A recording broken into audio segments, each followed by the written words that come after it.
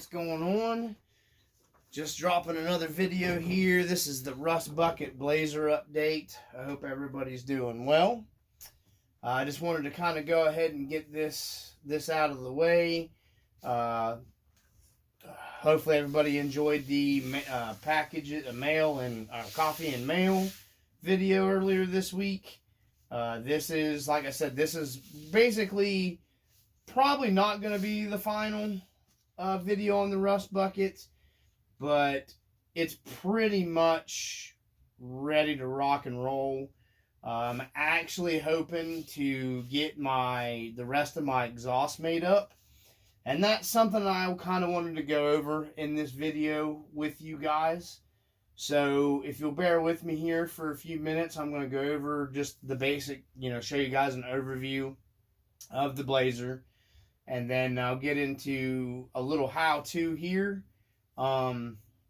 with some stuff that I have found that works well, and it's actually pretty affordable.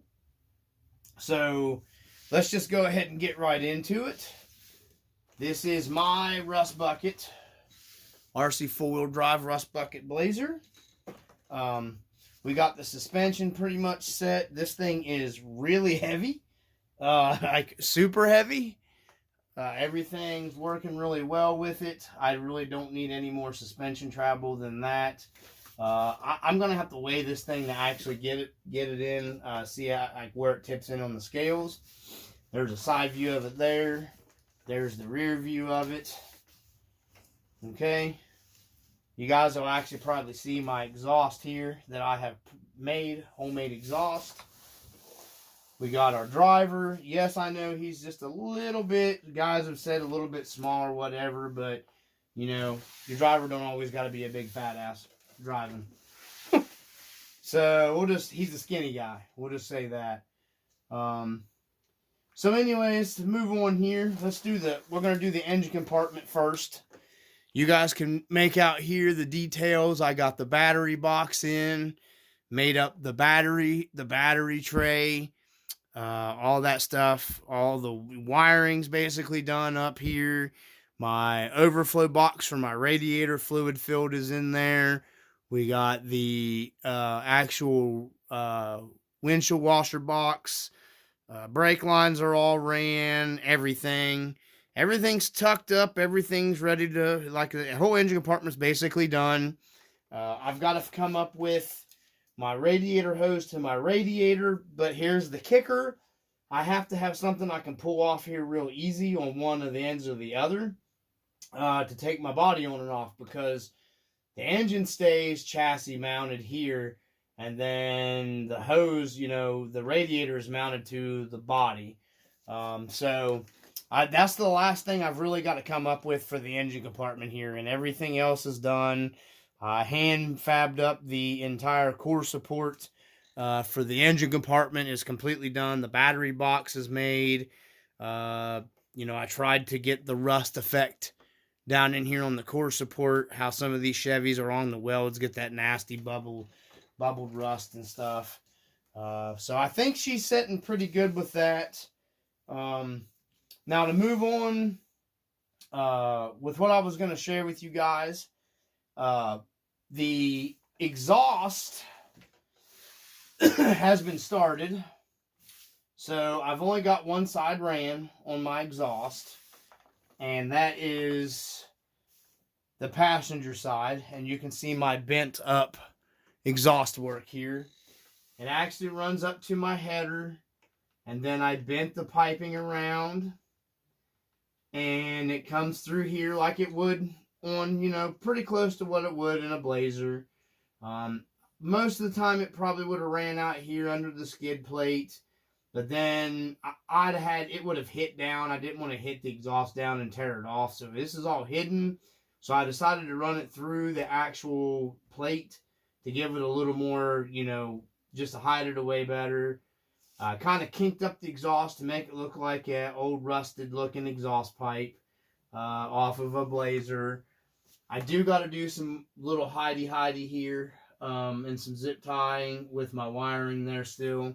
I've got to tidy that up. I've been waiting to get all the exhaust work completely done before I do that, because I've got to do some more work with hiding this wiring out of the way as well. So this is one side of the dual is finished.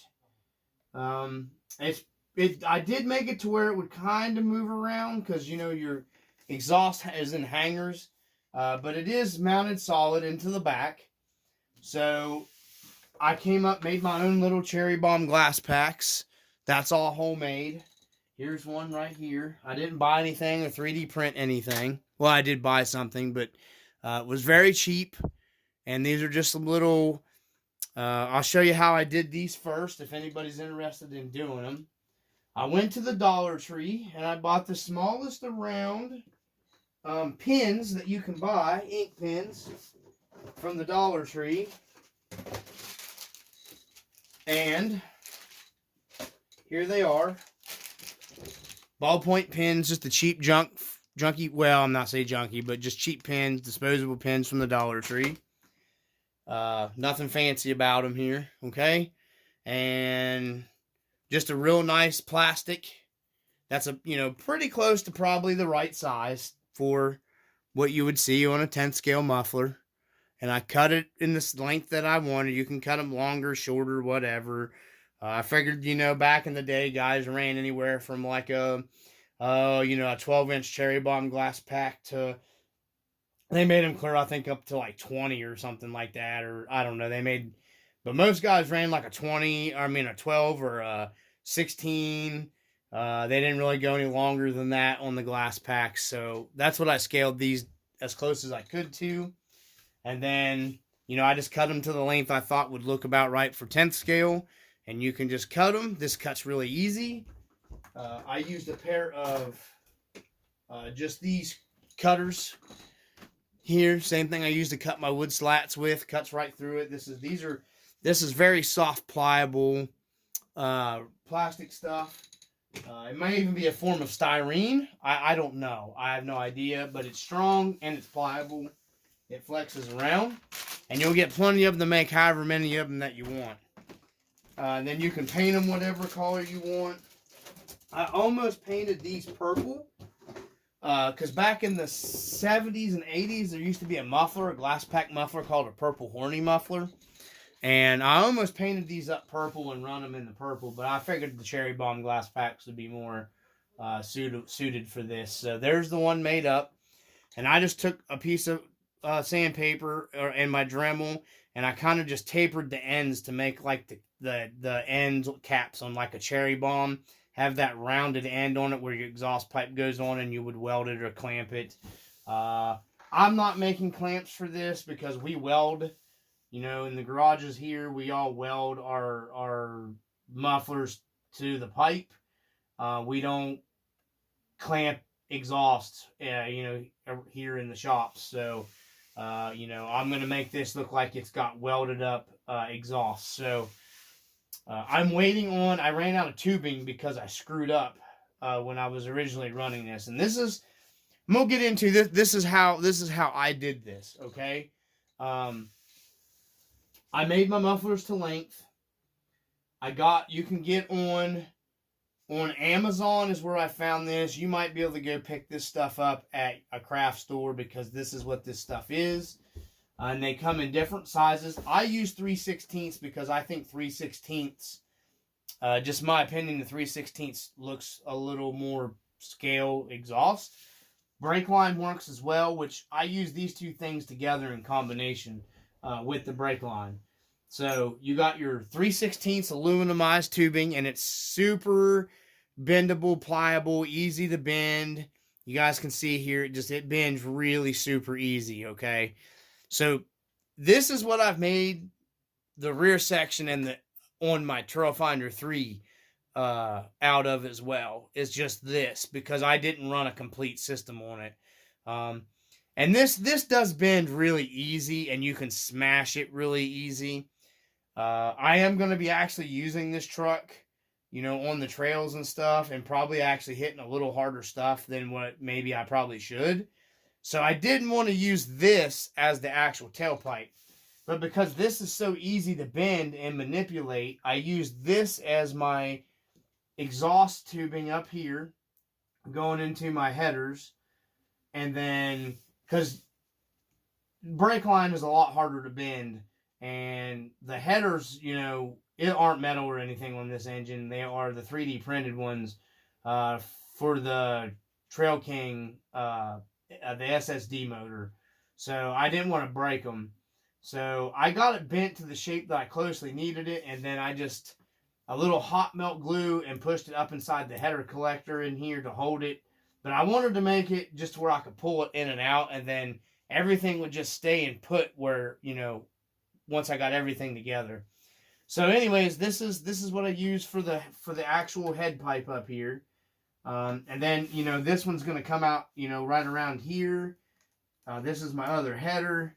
And then at the 3/16 go inside the header. That one's got some burrs on it. But I'm waiting on my next round of this pipe to come to make my head pipe for this side. But you guys see what I mean. And then I'll bend this and then run my other muffler here and hook all this together. So I'll have the two glass packs sitting right here. Just like that, and then all that'll be run together. Just like the guys used to bend up the exhaust and stuff back in the day. Some guys probably would have put the mufflers a little farther back, but, you know, it don't matter. Wherever, you know, this is where I wanted them, because I like to be able to see the glass packs as the truck's going on the trail. So anyhow, got that bent up, and then what I did was, this is regular 3/16 brake line. This is the coated stuff. And I have a ton of this stuff because we do automotive work a lot. So I had a ton of this stuff laying around that was just scraps that we had cut. Because, you know, when you're flaring, sometimes you screw a flare up and it don't seal. And you'll need one of these tubing cutters. This is just a cheap, you know, tubing cutter. You can pick these up about anywhere. Harbor Freight. If you got a Harbor Freight, they're cheap there. This is for 3 to 16 millimeter, 8s to 5/8 outside diameter. Just one of these cheap tubing cutters, guys. You can cut the brake line and you can cut the aluminum. There's the aluminum. You guys can see how well this, but see how that aluminum kinks when you do that. It smashes. This brake line don't do that when you bend it, and it's really a lot stronger of a line. This is going to be my tailpipe for the other side. And you can actually lay this back down and tack this, because this is, you know, this is steel versus, like, you know, this is actual thin flexible tubing. Like I said, you can go on Amazon and find that stuff. I think the company's called Precision, maybe, that makes that. I think I had it in a video prior. I can't remember. But anyways, I just stripped the coating off of this. I took a piece of sandpaper and I sanded the coating. But what I did was,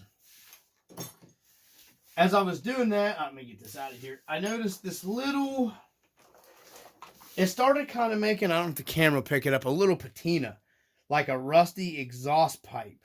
So I kind of left a little bit of that coating. I went through with my Dremel and a wire brush and just kind of went over the brake line. And I just left ever so slight hints of this coating to make it look like kind of a cruddy, rusty, semi-rusted, you know, tarnished exhaust pipe. Excuse me, still getting over the crud stuff. And that's basically, there's what it comes out looks like. I don't know if it's picking it up there. It just looks, you know. Yes, I ran it out the side because the old square body Chevys, if you were an off-road guys didn't run them straight out the back, because when you backed up into a bank, you would pack your exhaust up with mud and crud. So a lot of your off-road guys ran them out like this at an angle, especially here anyway. So yes, I did run it out the side. Now to make it look like a heavier walled, old school looking steel exhaust pipe, I took a Dremel, or a drill, and this is 3/16 line. You take your brake line once you get it all cut and measured where you want it to exit and everything. And then this is a 5/32, I believe. Let me check to give you for sure. It's a 5/32 drill bit. And you just gently drill up into your brake line to kind of round those ends out a little bit for your exhaust exit. And that gives you a nice, clean cut. You know, if you cut this with a hacksaw, it might not give you a real going around with that tubing cutter does kind of smash it up a little bit. So that's what that drill bit does. It just goes in there and cleans it up. So that's what I did for the exhaust on this. I wish I'd have had the rest of the stuff. I may go ahead and just do a how-to video once the rest of the stuff comes. And you guys can look in there. I don't know if the camera will pick it up, how I run the exhaust. Because most of these old Chevys kind of did run down low like that, you know, because of your fuel tank and stuff. But you only have so much room. And then I just used the Twisted Tree bar mount tabs. These are, I think, 5mm. You can buy them off Twisted Tree RC. And I put a spacer in here and just made my own hanger in the back. And you can see it ain't going nowhere. I think that's actually all I really need in there. So all I got to do is wait and run this one out. Bend it out here. We'll have our dual exhaust on our Blazer with our small block in it. Headers and duals. I can just hear what this thing would sound like in real life. My buddy's truck, you know, cackling, and brings back memories. His old blue Chevy. I think that's why I ended up going with the blue interior in this, because his old Chevy had the blue interior in it. So we got it all done up as well in there too.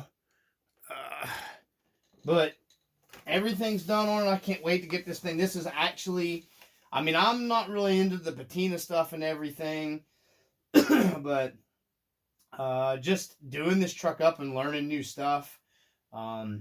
This is probably one of my favorite trucks that I've done right now, truthfully, build-wise on the channel.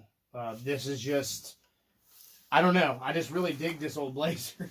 I really like the Rustbucket. I like the Rustbucket anyways, and then I've just really, you know, this just reminds me of a nice old, or I mean an old rusted up Blazer that I would see around here. So I've got everything. Like I said, I want to get it out on the trail and see how it goes. We got the light kits all installed in it. Everything's ready to rock and roll. You know, I got to Loctite my lug nuts down for my wheels, but this is how she's going on the trail. I see some guys cutting the fender wells on these. If you stay with a 3.8 tire, tall 3.85 tire, you shouldn't have to trim your fender wells, because these old Chevy trucks had these fender wells that came down like this on the real deals. And I see guys cutting them off here, and I don't know. I mean, it is what it is, you know, but you don't really need a giant, you know, tire to go out trailing, especially on a scale trail truck. So I stayed with the 3/8s on this. All my other stuff performed great with a 3/8 to a 4-inch tire. So I can't see really, I don't really personally for my needs needed any bigger than that. And I didn't want to modify the body any more than, you know, I didn't want to mess the body up. So I just tried to capture the old rusted Chevy Blazer that you would see the best I could in this build. So anyways, that's what we got, guys. If you want to see me do an actual tutorial doing up the exhaust, comment down below. I think I've picked up some more subs. I appreciate everybody that's subbing to the channel. Really appreciate you guys if you drop comments down below. If you watch a video and you like it, I mean, I'd appreciate it if you hit the thumbs up button. You know, bring a little more to the channel. I mean, I have a lot of subscribers. It doesn't seem like the views are kind of crappy. I mean, it is what it is. But, you know, if you see something you like, at least take the time to give a thumbs up on the video if you don't comment. Appreciate anybody that takes the time out to watch. We're going to be doing that giveaway video still. Like I said, I'd have been ready to go before Beat the Creek on the giveaway, but just sickness hit me. And there wasn't nothing I could do about that. So I'm anxious to get this thing out on the trail and do some videos of it. And hopefully everybody enjoys it and as much as I do. Because like I said, this is becoming, actually getting to be one of my more favorite trucks out of all of them so far. This truck, something about it just really, you know, like locally here, this is what you would see on an old K5 that's rusted laying around and stuff. Maybe not the big off-road bumpers, but I'm not going nowhere without a winch, especially, you know, this is going to be my beast. So, anyhow, guys, I appreciate, like I said, for everybody that always watches. It's much appreciated. And from the RC Dungeon, I guess we're going to call it on this video. If you guys got any questions, make comments down below. I appreciate the feedback. You know, once again, I don't see, guys, we got more stuff coming to the channel. You know, just stay tuned. Hopefully I can grow the channel some more. And people keep subbing. People take the time out to watch. If you guys got questions on anything, like I always say, I try to help anybody out the best that I can. I've had a few people message me and ask me some stuff about, you know, just stuff about the anti-wrap bars and all that stuff and everything. You know, if you guys are interested in me doing comparison videos between maybe the A&M wrap bar and the Rc4wd Drive anti-wrap bar, because I do prefer the Rc4wd Drive anti-wrap bar. It just looks a little more scale to me. You know, I think they're both fantastic products, so it doesn't really matter. You can't really go wrong. I just prefer the way the Rc4wd Drive one seems to, personally, for me, when it works fantastically great and it's tucked up and it looks good in there. So I always just go with that Rc4wd Drive on the anti-wrap bar. So just, you know, if you guys got any questions, comments, comment down below, guys. I'll try to answer you back. Anyhow, from the RC Dun, oh, I'm gonna try to do a tire video. I don't know if I'll try to work that in this week. I don't know if I'll get time to do that this week. I have no idea. I'm just not looking at something got on my windshield, but that's okay. It just adds to the patina. Anyhow, of some tires, I'm gonna go over, because my buddy, we were discussing it the other day about how confusing, especially in the 155 tire world, the height wise, like you'll look and see, and the tire will say it's a 3/8, but then you get it and it's just like it's bigger or it's smaller. So I think I'm going to go over, maybe do a video about tire stuff, especially in the 155s, because that's what I focus mainly on. I don't have the use of running anything else, because in my opinion, a 155 is like a 15-inch rim, which would be the majority of what you would see on these trucks, especially back then. You know, that's just how I feel. I'm not a huge fan of like the 19-inch wheels. They're okay. I'd say a 1.7 would be as big as rim as I would go on one of these scale trucks. Not that there's anything wrong with the 1.9s, it's just not for me. So I think I'm going to do maybe like a tire video comparison and stuff, and show some differences and everything, and what you really kind of got to research before you start buying tires.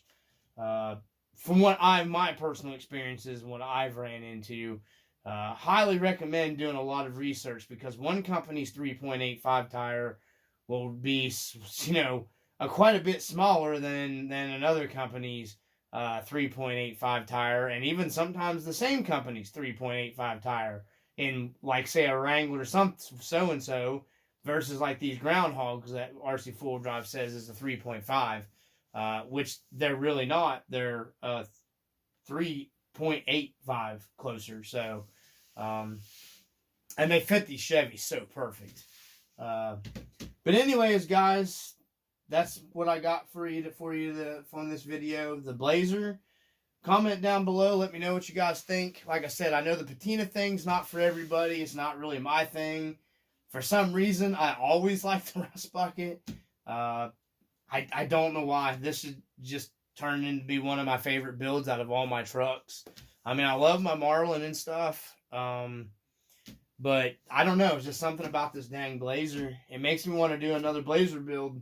It's crazy, but I just really like this Blazer. So, anyways, guys, from the RC Dungeon, you guys comment down below. Hit the like and subscribe. Peace.